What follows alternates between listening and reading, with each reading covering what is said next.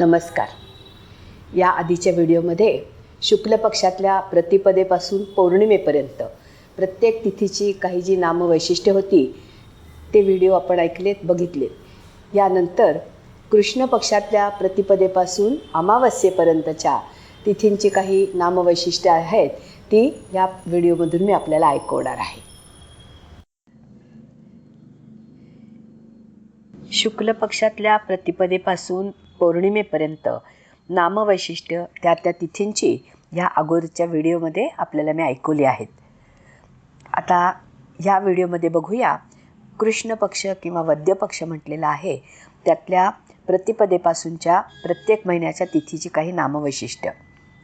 तर चैत्र, वैशाख, ज्येष्ठ, आषाढ, श्रावण ह्या महिन्यातल्या प्रतिपदांना स्वतंत्र असं नाव नाही.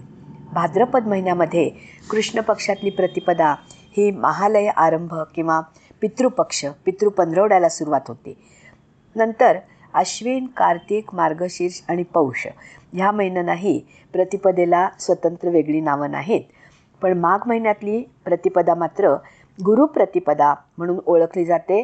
गाणगापूरला खूप मोठा उत्सव त्यावेळेला असतो. फाल्गुन महिन्यातली प्रतिपदा ही धुळवड किंवा धुलीवंदन म्हणून प्रसिद्ध आहे.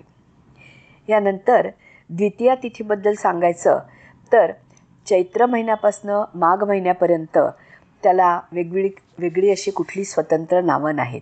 पण फाल्गुन महिन्यातली द्वितीया ही मात्र तुकाराम बीज म्हणून प्रसिद्ध आहे. चैत्रापासून फाल्गुनापर्यंत तृतीया, चतुर्थी या दोन्ही तिथींनाही कुठलीही वेगळी स्वतंत्र नावं नाही आहेत. तर पंचमी तिथीला मात्र एक फाल्गुन महिन्यामध्येच रंगपंचमी असं म्हटलेलं आहे. तसंच षष्ठी तिथीला आहे तीसुद्धा चैत्रापासून माघापर्यंत कुठलीच वेगळी नावं नसून फाल्गुन कृष्ण षष्ठी ही मात्र एकनाथ षष्ठी म्हणून आपल्याला माहिती आहे. पुढे सप्तमी तिथी बघितली तर चैत्र महिन्यापासून फाल्गुन महिन्यापर्यंत त्याला वेगळी स्वतंत्र कुठलीही नावं नाहीत. अष्टमी तिथीबद्दल सांगायचं तर कृष्ण पक्षातल्या प्रत्येक महिन्यातल्या अष्टमीला कालाष्टमी असं संबोधलेलं आहे. आणि त्यातही श्रावण महिन्यातली अष्टमी ही श्रीकृष्ण जयंती किंवा गोपाळकाला जेव्हा केला जातो तो म्हणून प्रसिद्ध आहे. आणि अश्विन महिन्यातली अष्टमी ही कराष्टमी म्हणून ओळखली जाते. त्याचप्रमाणे कार्तिक महिन्यातल्या अष्टमीला कालभैरव जयंती असते. नंतर नवमी तिथीबद्दल सांगायचं तर चैत्र, वैशाख, ज्येष्ठ आणि आषाढ या महिन्यामध्ये वेगळी स्वतंत्र काही वैशिष्ट्य नाहीत.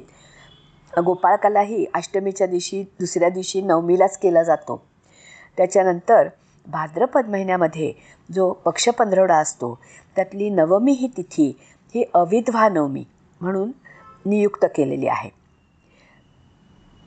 पुढे कार्तिक, मार्गशीर्ष आणि पौष ह्या 3 महिन्यातल्या नवमीलाही स्वतंत्र नावं नाहीत.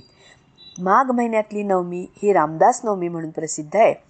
आणि फाल्गुन महिन्यातल्या नवमीलाही काही वेगळं नाव नाही आहे. पुढे चैत्रापासून फाल्गुनापर्यंत दशमी तिथी आहे त्याला वेगळं कुठलंच नाव नाही आहे.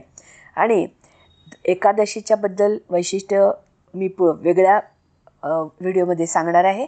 द्वादशी तिथीबद्दल सांगायचं तर द्वादशी तिथीला फक्त अश्विन महिन्यातली कृष्ण द्वादशी ही वसुबारस म्हणून ओळखतो आपण. आणि त्याच्यानंतर पुढे कार्तिकापासून फाल्गुनपर्यंतही कुठलीही वेगळी नावं नाही आहेत. त्रयोदशी तिथीलाही अर्थातच चैत्रापासून भाद्रपदापर्यंत कुठलं स्वतंत्र त्रयोदशीची नावं नाहीत. पण कृष्ण त्रयोदशी अश्विनातली धनत्रयोदशी आहे. आणि प्रत्येक महिन्यातली त्रयोदशी कृष्ण पक्षातली ही शिवरात्री म्हणून ओळखली जाते. पण माघ महिन्यातली शिवरात्री मात्र महाशिवरात्री म्हणून सगळीकडे साजरी केली जाते. चतुर्दशी तिथीबद्दल सांगायचं तर चैत्रापासनं पुन्हा भाद्रपदापर्यंत कुठलंही वेगळं चतुर्दशीचं वैशिष्ट्यपूर्ण नाव नाही. तर अश्विन कृष्ण चतुर्दशी अर्थातच नरक चतुर्दशी म्हणून प्रसिद्ध आहे. पुढे कार्तिकापासनं फाल्गुनापर्यंत त्याला कुठलंही स्वतंत्र नाव असं दिलेलं आढळत नाही. शेवटी ती अमावस्या. तर अमावस्यांची जी नावं आहेत त्याचा व्हिडिओ आपल्याला वेगळा ऐकायला मिळेल. आजचा हा व्हिडिओ आवडला तर लाईक, शेअर आणि सबस्क्राईब नक्की करा. त्याचबरोबर बेल आयकॉन हे बटनही प्रेस करा आणि इंद्रधनुष्य वर्षा गाडगीळ हे चॅनेल नक्की सबस्क्राईब करा. मनःपूर्वक धन्यवाद.